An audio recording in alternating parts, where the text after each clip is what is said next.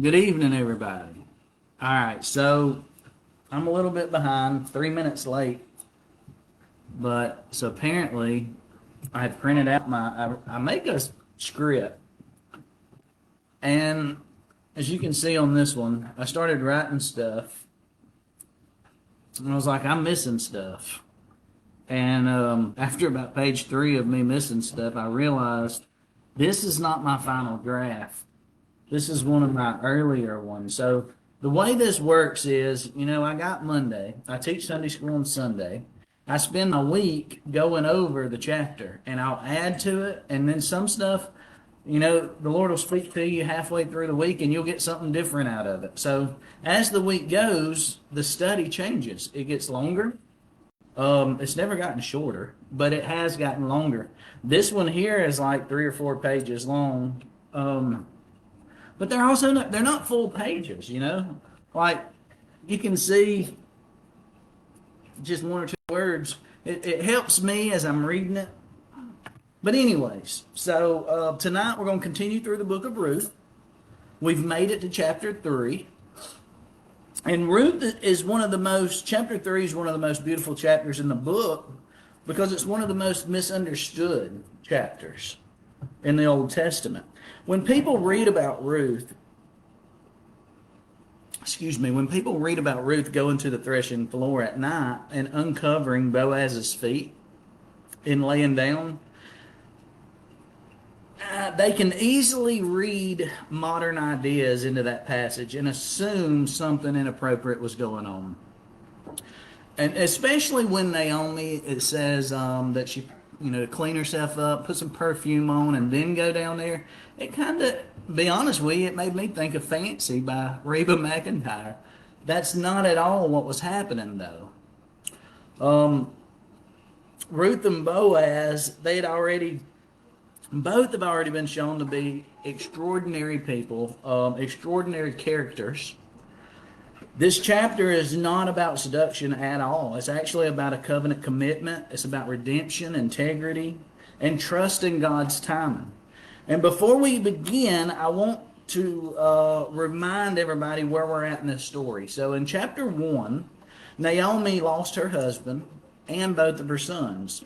And she returned to Bethlehem believing that she was empty and bitter. She was bitter. And then Ruth, she left Moab. If you remember, she was a Moabite.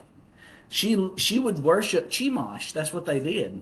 So she left the worship of Chemosh and she placed her faith in God of Israel, Yahweh. In chapter 2, Ruth went out to glean and you remember how that happened last week, happened to enter the field belonging to Boaz. Welcome, Curtis. Glad you made it.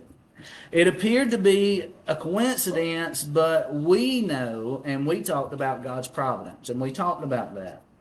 Boaz protected Ruth. He provided for her. He prayed that the Lord would reward her because she had come to take refuge under his wing. Now in chapter 3, Ruth is going to ask Boaz to take the role of Redeemer seriously. So the main thing that I get out of this right here for tonight is we can rest while we wait because our Redeemer is working on our behalf. Now we're going to talk about the word rest. We're just not going to do it right this second.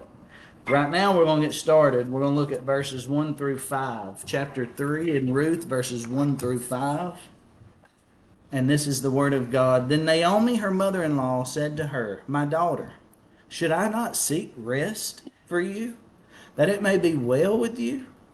Is not Boaz our relative, with whose young women you were? See, he is winnowing barley tonight at the threshing floor. Wash, therefore, and anoint yourself, and put on your cloak, and go down to the threshing floor, but do not make yourself known to the man until he has finished eating and drinking. But when he lies down, observe the place where he lies. Then go and uncover his feet, and lie down, and he will tell you what to do." And she replied, "All that you say, I will do." All right, so Naomi, she begins by saying, "My daughter, should I not seek rest for you, that it may be well with you?" Now, the word rest, we're going to talk about it. The word rest, it does not mean a nap. Naomi is talking about security, stability, a home, a husband, provision, a future. Ruth was still a young widow living in a very vulnerable situation. And Naomi loved her and wanted her to have lasting security. That's what she wanted. This also shows us that Naomi is changing. In chapter 1, Naomi was consumed with bitterness. She said, "Call me Mara." You remember that? They said, "Is this Naomi?" "Now call me Mara." Then changed her name. She was bitter. She believed that the Lord had brought her back empty. But now Naomi, she's beginning to look forward again. She's beginning to recognize that God may still be working in her life. Her circumstances, it hasn't completely changed her yet, but her hope is beginning to return to her. And Naomi then identifies Boaz. She reminds Ruth that Boaz is a relative and that Ruth has been working alongside his female servants. And then Naomi says that Boaz will be winnowing barley at the threshing floor. Now, let's pause right there for just a second. Let me explain what that means. All right, so one, let's say, I'm sorry, winnowing. I was looking at the definition right here. Tossing grain into the air to finish separating the grain from the chaff, or chaff, or however you say that, Chaff. All right, now the threshing floor. After the barley harvest, after it was harvested, the grain had to be separated from the stalks and the chaff. The grain would be beaten and trampled and then tossed into the air with a winnowing fork. You ever seen them pitchforks? That's what it was. They'd throw it up in the air. The lighter chaff would blow away in the breeze, while the heavier grain would fall right back on the ground. This was done in the evening because the wind was always a lot worse in the evening, or you could say favorable for this situation. Once the work was finished, the owner might remain near the grain overnight to protect it from thieves. That's why Boaz was sleeping at the threshing floor. They just harvested all this grain, and now he's going to sleep down there and make sure there don't nobody come in there and steal the harvest. And Naomi tells Ruth to wash herself, get cleaned up, anoint herself, put on some smell good, put on her cloak, and go down to the threshing floor where Boaz is sleeping. Now, some people interpret Ruth washing herself, cleaning herself up, as though she was trying to seduce Boaz. Like I said earlier, it kind of made me think about the song Fancy by Reba McEntire. When they got the girl dressed up and said, "Oh, kind of like a prostitute."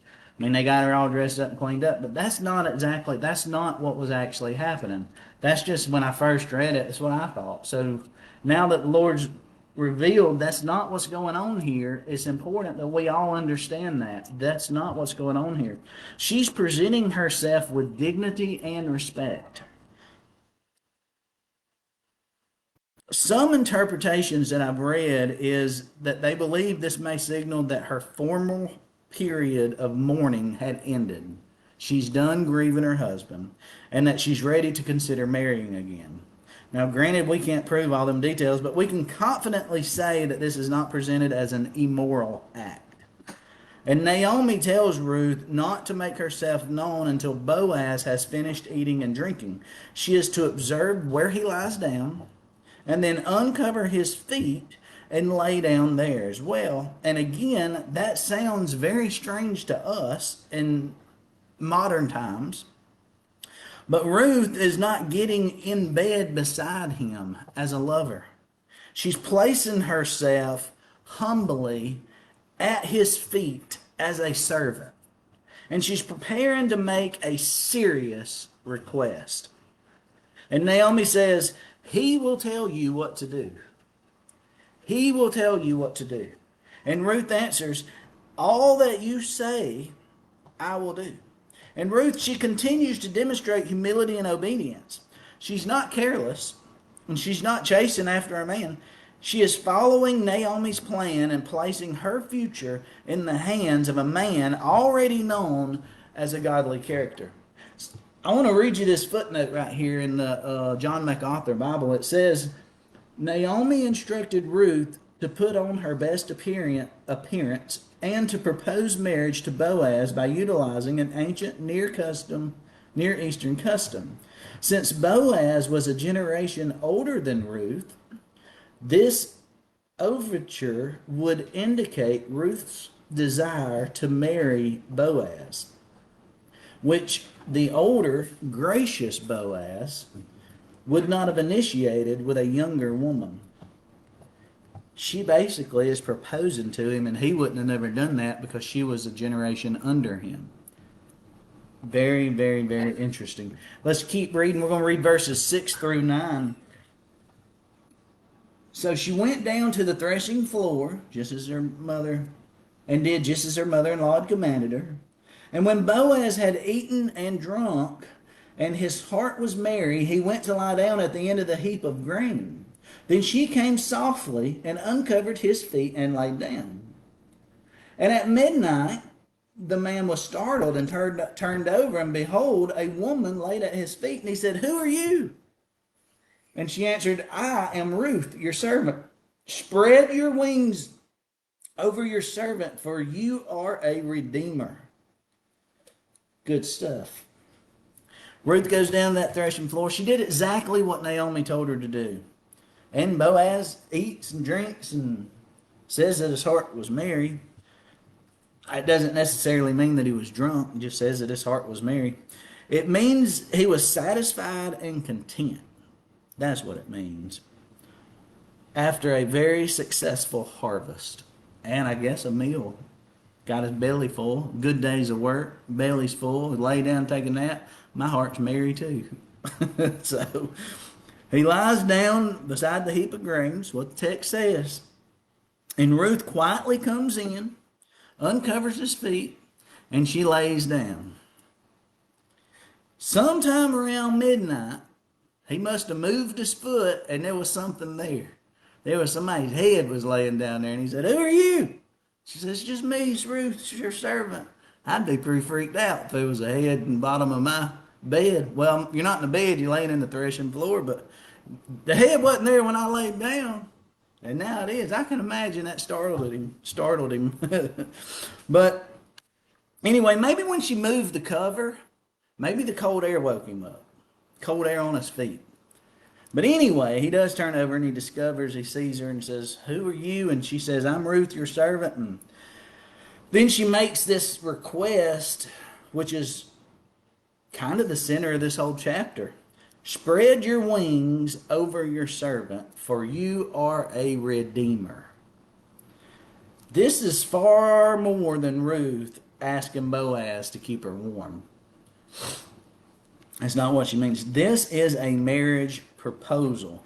Ruth is asking Boaz to take her under his protection, under his wing, marry her, and fulfill the responsibility of a family redeemer. Spread your wings. This connects directly to what Boaz said back in chapter 2. Boaz had prayed that the Lord would reward Ruth because she had come to take refuge under his wing. Now, Ruth is essentially saying, Boaz, become part of the way God answers prayers. Spread your wings over me. Boaz becomes part of the way that God answers Boaz's prayer. I think I'm saying that right. He prayed, and yet he's using Boaz to answer the prayer that he prayed for. Does that make sense? The Hebrew word here for wing, it can mean spread your wing over me. The Hebrew word can refer to a wing or a corner of a garment. Thank you, Miss Betty. To spread a garment over a woman would symbolize marriage, protection, and covenant commitment. Ruth, she's not asking for a secret relationship. That's not why she snuck in here in the middle of the night. She's asking for a public covenant.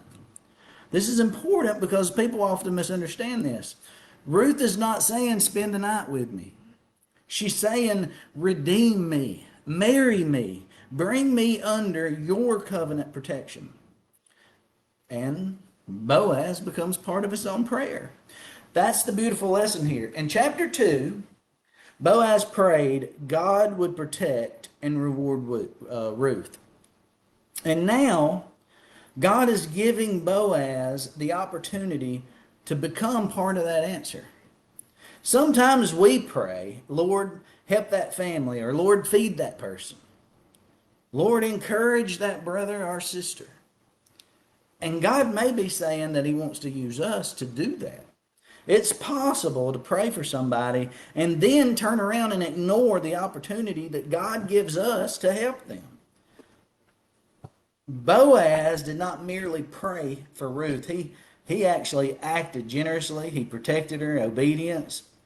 She will become part of the answer. He will become part of the answer of that prayer. Verse 10 and 13, 10 through 13, it says, and he said, may you be blessed by the Lord, my daughter. May you be blessed by the Lord, my daughter. You have made this last kindness greater than the first, in which you have not gone after young men, whether poor or rich. And now, my daughter, do not fear. I will do for you all that you ask, for all my fellow townsmen know that you are a worthy woman. And now it is true that I am a redeemer, yet there is a redeemer nearer than I. Remain tonight, and in the morning, if he will redeem you, good, let him do it. But if he is not willing to redeem you, then as the Lord lives, I will redeem you. Lie down until morning. So Boaz responds to her being at the foot of his bed. I keep saying bed because he's sleeping in the floor down there at the threshing floor, but he's asleep down there, and this is how he responds to her. He says, may the Lord bless you, my daughter. He doesn't rebuke her. He doesn't say, get out of here. He doesn't accuse her of behaving shamefully either. Instead, he praises her character. He says, you have made this last kindness greater than the first. What was the first kindness? Does anybody know what the first kindness was? Most likely, it was Ruth's loyalty to Naomi. That's what I think. That was the first kindness. She left Moab and cared for her, working to provide for her. She came and worked in the field and was taking stuff back to her mother-in-law. That was the first act of kindness that I think. And now she's showing another kindness. She's not simply seeking a husband based on youth. We know that because we know that Boaz is a generation older than her. It's not about the money. It's not about personal attraction. Boaz says that she did not go after younger men, whether poor or rich. That tells us that Boaz is older than Ruth, and we know that too. But Ruth could have tried to begin an entirely separate life with a younger man, but she didn't. Instead, she's seeking to preserve the family and honor the responsibilities connected to Naomi and Elimelech's household. Boaz then says, do not fear, I will do all that you ask. Why is Boaz willing? He says, all my fellow townsmen know that you are a worthy woman. In chapter 2, Boaz was introduced as a worthy man. And now, Ruth is called a worthy woman. I think that's pretty cool. Pretty beautiful match. Boaz's reputation is based on his character. Ruth's reputation is based on her character. Before there's any marriage, there's godliness. And before there's any romance, there's integrity. That is a valuable, valuable lesson today. The most important quality in a future husband or wife is not appearance. It's not money, popularity, or charm. It is godly character. Boaz says there's a closer redeemer. He reveals the complication. There is a redeemer nearer than I. That's what the text says. Boaz is a redeemer. He's just not the closest relative. Another man has first legal opportunity to act. And this is where Boaz's character shines even brighter. It's obvious that Boaz wants Ruth, but he's willing to redeem her, but he refuses to ignore God's order just to get what he wants. He does not say, no one knows we're here, let's skip the legal process. He don't say that. He doesn't try to manipulate the situation. He doesn't cut corners. He says that the nearer redeemer must be given the first opportunity. That is integrity. Integrity is not merely doing what is right when it's easy. Integrity is doing what is right when disobedience would give us something we want deeply. That's integrity. Boaz trusts God enough to obey, even when obedience could cost him Ruth. He tells her, remain tonight, and in the morning, if he will redeem you, good, let him do it. But if he will not redeem you, then as the Lord lives, I will redeem you. Boaz makes that promise. He is willing, and of course he is able. But will he do it the right way? A redeemer had to meet certain qualifications. We talked about a kinsman-redeemer in the last chapter. He had to be related. He had to be able to pay the price. He had to be willing to redeem. And Boaz met those qualifications. However, there was a nearer relative that had the first right. And this points us towards Jesus. Jesus became one of us. He took on flesh and entered the human family. God took on flesh and entered the human family. He was able to pay the price because he was sinless. And he was willing to redeem us. Jesus did not redeem us reluctantly. He willingly gave himself for us.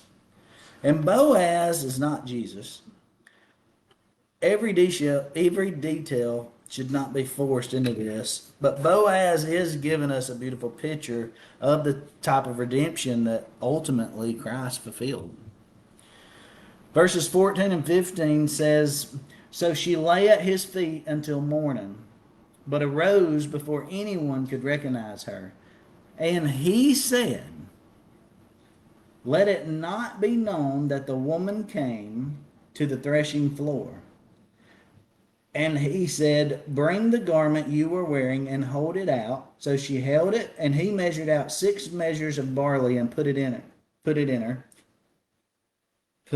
her. Then she went into the city. All right, so Ruth lies at Boaz's feet until the morning, then gets up, and Boaz says, don't let nobody know that you was down here. Don't let nobody know you come down here. And it wasn't because, listen to me now, okay? Not because they had committed immorality. Nothing in this text suggests that, all right? I really need you to listen to me right here. Boaz is protecting Ruth's reputation and his own. He understands that people may assume something happened even when nothing did. That gives us an important lesson about wisdom.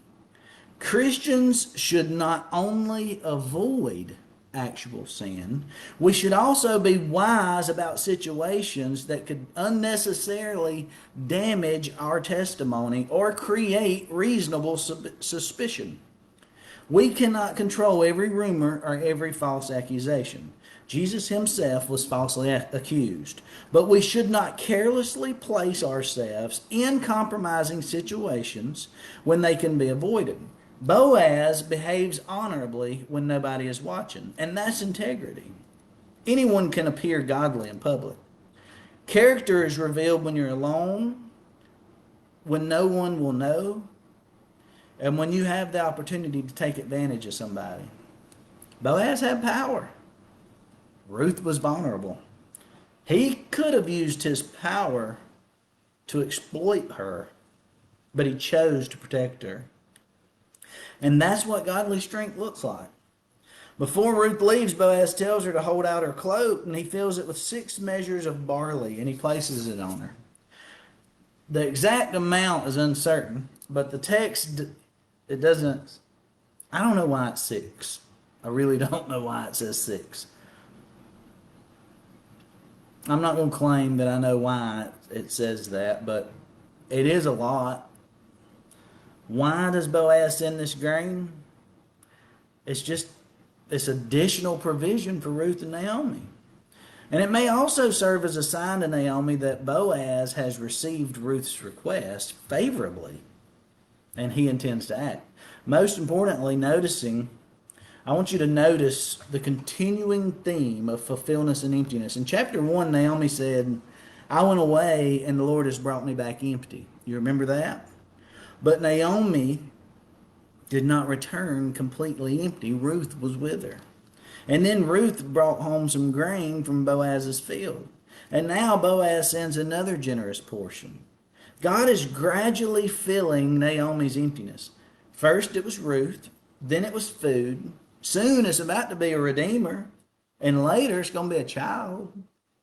Naomi could not see the full outcome yet, but God was restoring her one step at a time. And sometimes we expect God to repair everything immediately.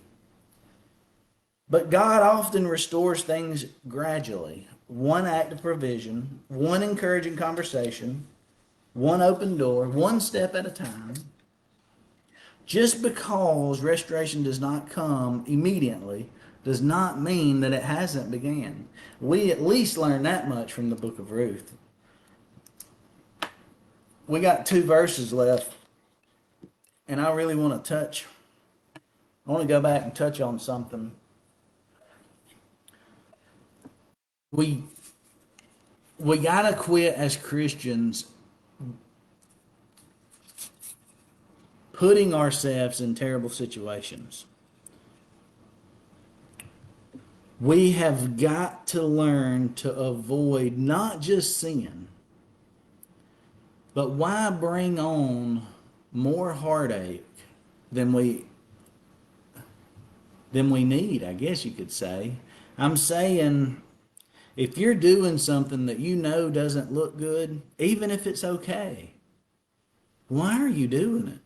If you're doing something and it's starting to create rumors, stop. Just stop. Heard that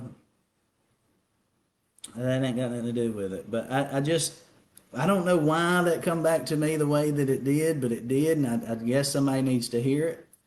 If you're doing something in private, even if nobody knows about it, you know it's wrong, then I believe with all my heart and soul this is the Lord telling you to stop. Because for whatever reason, my whole study just stopped for me to say that. I don't know who needs to know that. I don't. Whoever needs to know that, I pray you stop. Send me a message. We'll talk about it. Verses 16, we'll pick back up verses 16 through 18. 16, and when she came to her mother-in-law, she said, "How did you fare, my daughter?" Naomi said that.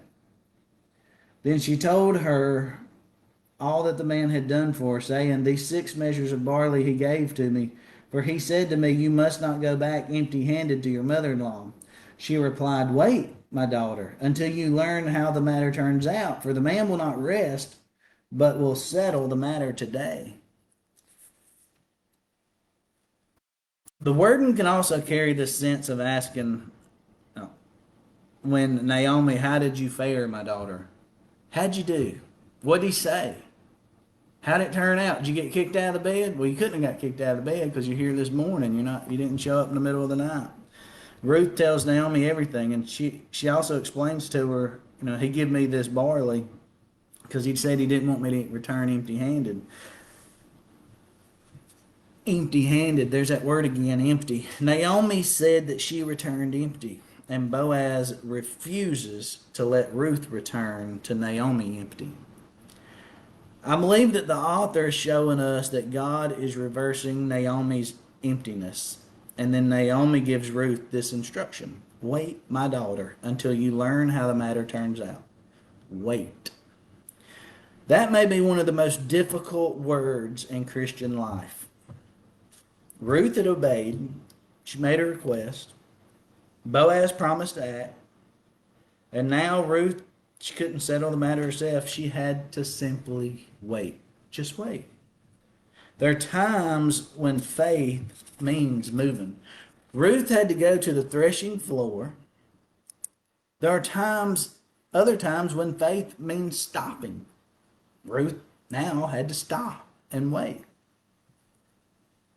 We often think faith always means doing more, and sometimes faith just simply means trusting God and not trying to force an outcome. Ruth didn't chase Boaz into town.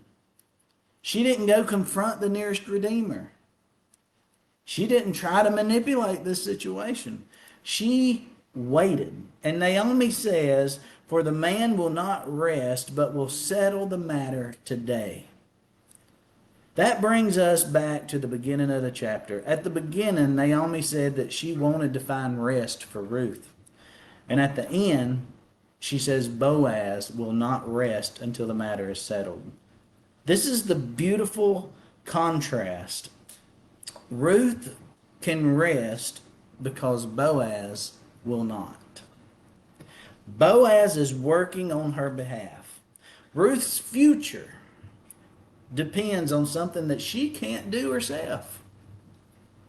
She must trust the Redeemer to act. That points us towards the gospel. We cannot accomplish our own redemption. We cannot pay for our own sin. We cannot make ourselves righteous before God. We can't do that, no matter what we do. Jesus completed the work that we could never complete. On the cross, he said, it is finished. Our spiritual rest is not based on our ability to save ourselves. We rest in the finished work of Christ. Ruth could rest because her Redeemer was working. We can rest because our Redeemer has completed the work necessary for our salvation. That's chapter 3. I think it was a decent chapter. I did get lost a couple of times because I somehow or another printed the wrong paper out, but I think overall it went good. That's the first time I've ever felt the way that I felt in the middle of teaching. I just got completely distracted. I feel like that when we touched on that one thing, how we got to avoid situations that can compromise our testimony, I think we need to spend a second on that. Somebody's doing something.